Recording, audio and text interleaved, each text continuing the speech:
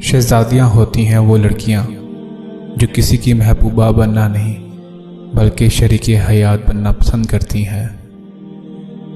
جب میاں بیوی کے حالات خراب ہوں تو ہمارے ہاں کچھ خاص خواتین اپنی دوستوں کو مشورہ دیتی ہیں، اتنی پڑھی لکھی ہو طلاق لے کر اپنا کیریئر کیوں نہیں شروع کر لیتی؟ کیا وہ خواتین یہ مشورہ نہیں دے سکتی؟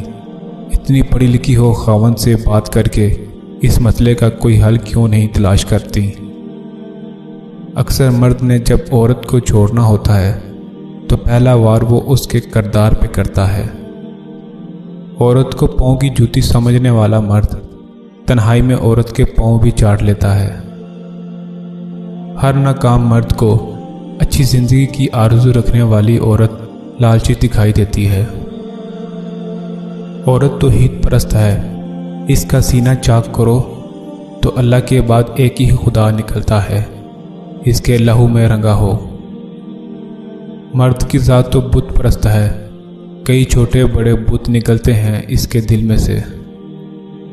مرد کے دل میں دوسری عورت کی اور عورت کی الماری میں نئے سوٹ کی کئی گنجائش ہمیشہ رہتی ہے۔ میں نے آج تک ایسا مرد نہیں دیکھا جس نے شادی بیاہ یا تقریب میں بھی اپنی گھر کی عورت سے مہنگا سوٹ پہنا ہو، حالانکہ کماتا وہی مرد ہے۔